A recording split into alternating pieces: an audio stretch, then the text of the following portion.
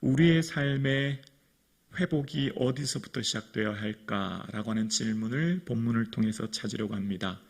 우리가 진정 회복해야 될 게 무엇인가? 일상 속에서 깨어지고 무너지고 부서진 나의 삶이 있다면 무엇을 가장 먼저 우선순위로 하여 회복하여야 내 일상의 모든 삶이 회복되어지고 내 일상의 모든 삶의 건강과 기쁨을 누릴 수 있을까를 본문을 통해 찾아보려고 하는데요. 우리의 삶 가운데 가장 먼저 추구해야 될 회복의 첫 번째가 뭘까? 그것은 바로 우리 6절 말씀 보실까요? 6절을 우리 밑줄 그으면서 함께 고백하시겠습니다. 함께요. 주께서 우리를 다시 살리사 주의 백성이 주를 기뻐하도록 하지 아니하시겠나이까. 아멘.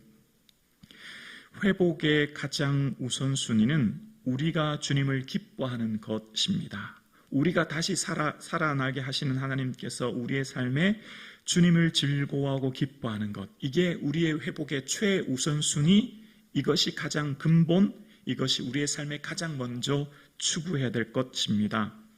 자, 지금 이스라엘 백성들의 삶의 배경을 한번 살펴볼게요. 지금 이스라엘 백성들이 어떤 상태인가라고 하는 것 1절과 2절을 통해서 대략적으로 살펴볼 수 있는데요. 1, 2절입니다. 여호와여 주께서 주의 땅에 은혜를 베푸사 야곱의 포로된 자들이 돌아오게 하셨으며 주의 백성의 죄악을 사하시고 그들의 모든 죄를 덮으셨나이다. 아멘. 포로된 자들이 돌아온 상태라고 하는 걸 알 수 있죠. 그래서 하나님 우리 모든 죄를 사하셨고 우리 죄를 덮으셨다는 것은 감추고 용서하셨다는 원어의 의미가 있어요. 그래서 지금 돌아온 자리가 어디라고요? 포로에서 돌아온 자리라는 거예요. 근데 여러분, 우리는 이 이스라엘 백성들이 포로에서 돌아왔을 때 그들의 삶이 너무너무 힘들었던 것 아시죠?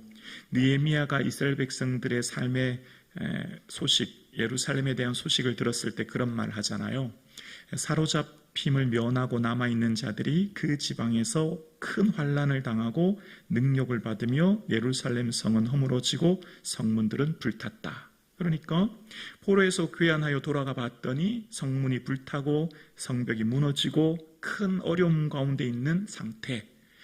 포로에서 귀환했지만 그들의 삶이 나아질 것이 전혀 없는, 오히려 더 곤핍한 상태를 맞이한 그들의 삶에 하나님께서 하나님 우리에게 가장 먼저 이것 먼저 회복해 주세요라고 기도했던 것이 바로 주님을 기뻐하게 해주세요 라는 기도라는 거예요. 여러분, 이전 시편 81편 11절에도 이스라엘이 나를 원하지 아니한 것이요 라고 하는 표현이 나오는 것처럼 이스라엘 백성들의 삶에 회복되어야 될 것, 그러니까 그들의 삶 가운데 어려움과 고난의 원인은 하나님을 원하지 않은 삶이었다는 겁니다.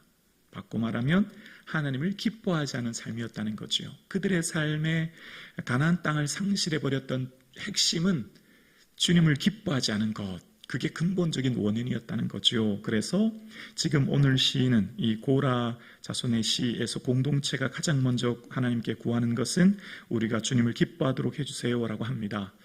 왜 이렇게 하나님 앞에 우리의 기쁨이 회복되도록 기도할까요? 모든 주권이 하나님의 손 안에 있기 때문이에요. 1절부터 다시 볼게요. 1절에 보면 여호와여 주께서 주의 땅에 보이십니까? 자, 주의 땅부터 시작돼서 지금부터 계속 반복되는 말이 있습니다. 1절에 주의 땅, 2절에 주의 백성, 3절에 주의 분노, 계속해서 주의 무엇이라 라고 이야기하면서 시편이 전개되고 있습니다. 땅도 사람도 모든 것이 다 누구의 것이라고요? 하나님의 것이라는 겁니다. 모든 소유가 하나님의 주권 하에 있기 때문에 지금 우리의 삶 가운데 무너지고 깨어지고 부서진 것 회복하려면 하나님이 하셔야만 가능한 거죠. 그 하나님의 주권 안에 있기 때문에 내 힘과 노력이 아니라 내 애씀이 아니라 하나님께 달려있기에 그 하나님께서 행하실 일들을 기대하기 때문에 시인은 지금 가장 먼저 하나님, 제가 주님을 기뻐하게 도와주세요, 그렇게 기도하고 있는 거거든요. 그래서 지금 이스라엘이 공동체가 민족이 하나님께 기도하는 것은 하나님 우리에게 다시 돌아와 주세요, 회복시켜 주세요 라고 4절에 얘기합니다. 4절에 우리 구원의 하나님이여 우리를 돌이키시고 우리에게 향하신 주의 분노를 거두소서.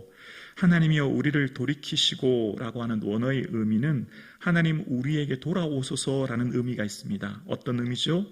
지금 하나님 우리 공동체 가운데 거하지 아니하므로, 우리가 하나님을 기뻐하지 아니하므로 하나님 우리를 떠난 상태, 거기로부터 비롯되는 그 상실로부터 가나안 땅을 잃어버리게 되었고 포로의 삶을 살게 되었던 그들의 삶에 하나님 돌아오기를, 하나님의 회복을 구하고 있는 것입니다. 우리의 삶 가운데 하나님께 구해야 될 것이 있다면 하나님의 우리와 함께하는 것, 이것이 우리에게 은혜와 복인 걸 알게 되죠. 임마누엘 하나님 우리와 함께 하신 것, 이것이 최고의 복임을, 그래서 이 시편에서 끊임없이 우리에게 있는 것입니다. 그래서 주의 궁정에서 한 날이 다른 곳에서 첫날보다 나은 것을 바라보는 삶을 계속해서 이야기합니다. 그래서 이 시편 기자는 하나님 앞에 간구하는 것이 6절과 7절인데요. 주님을 기뻐하게 해달라고 기도한 후에 7절에 보면 여호와여 주의 인자하심을 우리에게 보이시며 주의 구원을 우리에게 주소서. 인자라고 하는 이 헤세드는 변함없는 하나님의 사랑입니다. 보통 성경에 인애라고도 하고 인자라고도 하는데 하나님은 그 택한 백성을 변함없이 사랑하세요. 비록 그들의 삶 가운데 때로는 바벨론 포로의 어려움과 아픔을 겪었지만 그것이 영원히 버린 게 아니죠. 하나님의 사랑으로 인한 잠깐의 징계임을 알게 되죠. 그래서 하나님 우리에게 하나님 변함없는 사랑을 다시 보여주세요 라고 하면서 첫 번째로 구한 것이 8절에 나오는데 이게 뭐냐면 하나님을 기뻐하고 해달라고 한 뒤에 8절에 보면 내가 하나님 여호와께서 하실 말씀을 들으리니 무릇 그의 백성 그의 성도들에게 화평을 말씀하실 것이라. 여러분 하나님께서 우리에게 주시는 최고의 은혜와 복이 화평, 샬롬, 평안이란 걸 알게 됩니다. 자, 우리가 원하는 최고의 복을 건강, 재물, 형통 이런 것들을 우리는 구하잖아요. 이게 지금 당장 필요하고 내 삶의 이것으로 말미암아 우리는 기쁨을 누리는데요. 하나님께서 하나님의 사랑하는 백성들에게 주시는 가장 우선적이고 가장 큰 복은 화평이란 걸 알게 되는데요. 이 화평은 하나님께서 주시는 샬롬의 은혜는 온전함이라는 것인데 균형 잡힌 사물의 상태를 말하는 겁니다. 이게 어떤 의미가 있냐면 하나님께서 이 땅을 창조하시고 주셨던 최초의 복, 이스라엘 아담과 하와로부터 이스라엘 모든 피조물이 누리는 은혜가 평안함의 은혜인데 그것이 죄로 인하여 깨어지고 부서졌거든요. 그래서 그것으로 인하여 갈등과 상처와 아픔이 잉태된 이 땅에 그 샬롬의 은혜를 통해서 사랑, 신실, 의 같은 것들을 포함하고 여기 샬롬은 뭘 포함하고 있냐면 풍요를 포함한 겁니다. 풍요. 그러니까 단순히 마음의 평안함만을 말하는 게 아니라 외적인 풍요를 말하는 건데요. 이 외적인 풍요는 어떻게 시작되냐면 에스겔서 34장 25절에 보면 하나님께서 이스라엘에게 이런 언약을 약속하시는데 내가 또 그들과 화평의 언약을 맺고 악한 짐승을 그 땅에서 그치게 하리니 그들이 빈들에 평안히 거하며 숲풀 가운데에서 잘지라. 26절이요. 내가 그들에게 복을 내리고 내 산 사방에 복을 내리며 때를 따라 소낙비를 내리되 복된 소낙비를 내리리라. 하나님이 주시는 평안의 복이 복된 소낙비를 내려주신다는 건 뭘 의미하죠? 우리의 애씀과 노력으로 비를 내리게 할 수 없죠. 태양빛, 비, 이런 자연적인 것들은 하나님의 전적인 은혜로만 가능하죠. 이 땅을 살아가는 우리의 삶에 무엇을 심든지 농사든 목축을 하든 어떤 것이든지 가장 중요한 건 비이지 않습니까? 그래야만 땅이 생명을 움틀 수 있기 때문이에요. 그걸 누구의 손에 있죠? 하나님의 손 안에 있지 않습니까? 하나님이 비를 내려주시는 것이 화평의 언약의 특징이라는 겁니다. 뭘 말하죠? 풍요도 하나님의 은혜라는 거예요. 외적인 은혜, 외적으로 나타나는 풍요의 삶도 하나님의 은혜라는 걸 이야기하는 겁니다. 그래서 하나님께서 주시는 복을 이야기할 때 구약에서 나타나는 특징은 이런 자연으로부터 오는 복을 약속하시는 게 많은데요. 레위기 26장에도 보면 철을 따라 비를 주시고 산에 그 산물을 내고 밭의 나무는 열매를 맺을 것이다 라고 하면서 그 땅에 평화를 줄 것이다 것인즉 내가 누울 때 두려워할 자가 없을 것이라 5이 100을 쫓고 100이 만을 쫓게 될 거야. 이런 것을 레위기 26장 4절에 말합니다. 하나님이 주시는 평안은 외적인 풍요, 내면의 평안을 넘어서 외적인 풍요와 함께 그들의 원수와 적들이 사라지게 하는 은혜, 모든 것을 포함하는 것이기 때문에 얼마나 큰 복이라는 것을 알게 되죠. 그래서 이 은혜는 오직 하나님이 주시는 복이요. 그래서 이 시편 기자는 하나님 우리 성도들에게 화평의 말씀을 하옵시고 이 은혜를 주옵소서라고 지금 구하고 있는 겁니다. 7월 한 달 하나님이 주신 샬롬의 은혜가 넘치는 한 달 되기를 주님의 이름으로 축원합니다.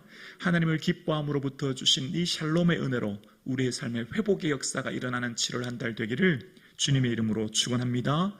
이 샬롬의 은혜로부터 있어지는 것이 바로 인애와 진리라는 건데요. 10절에 보면 인애와 진리가 같이 만난다고 얘기합니다. 하나님의 한결같은 사랑, 헤세드지요. 진리는 말씀이지 않습니까? 하나님의 한결같은 사랑과 그 말씀이 만나면 어떤 것을 낳게 되죠? 의와 화평이 서로 입을 맞춘다는 겁니다. 의라고 하는 것은 하나님이 옳다 인정하는 것인데요. 이것은 관계를 말하는 거예요. 이 기본은 어떤 것이냐면 사람과 사람과의 관계는 먼저 하나님과 사람과의 관계가 회복될 때 사람과의 관계가 회복되는 겁니다. 여기 의라고 하는 것, 옳다 인정함을 받는 것은 기반은 관계에서 비롯되는 거죠. 하나님이 하나님과 백성들과의 죄로부터 깨어졌던 관계가 회복되어서 의가 회복되는 것. 그러면 뭐가 회복되죠? 하나님과 사람과의 관계가 회복되면 반드시 사람과 사람과의 관계도 회복되어 있죠. 그것으로부터 뭐가 또한 은혜를 누리죠? 화평과 샬롬의 은혜를 누리게 되는 것이죠. 이 은혜가 7월 한 달 있기를 주님의 이름으로 축복합니다. 그래서 이런 은혜를 지금 구하면서 하나님은 어떤 하나님이신지 12절 13절에 여호와께서 좋은 것을 주시리니 우리 땅이 그 산물을 내리로다. 의가 주의 앞에 앞서가며 주의 길을 닦으리로다. 이렇게 시인이 하나님 앞에 구한 다음 하나님은 어떤 하나님이시냐면 좋은 것을 우리에게 주시는 하나님이시오. 그리고 지금 내가 살고 있는 이 땅이 황폐하고 비록 지금 내가 살고 있는 이 환경과 조건이 깨어지고 부서지고 무너진 땅이지만 하나님은 반드시 이 땅에 비를 내리시사 산물을 내게 하시고 풍요의 삶이 회복되게 하실 것임을 확신하면서 하나님 앞에 기도하는 내용이 나옵니다. 그리고 하나님이 우리의 길을 인도해 주실 것을 믿고 간구하는 고백입니다. 7월 한 달이 새롭게 시작되었습니다. 가장 먼저 주님을 기뻐하는 한 달 되기를 주님의 이름으로 축복합니다. 우리의 가장 깊은 곳에서 주님을 기뻐함으로부터 우리의 일상의 모든 삶의 회복의 은혜가 있는 7월 한 달 되기를 주님의 이름으로 축원합니다.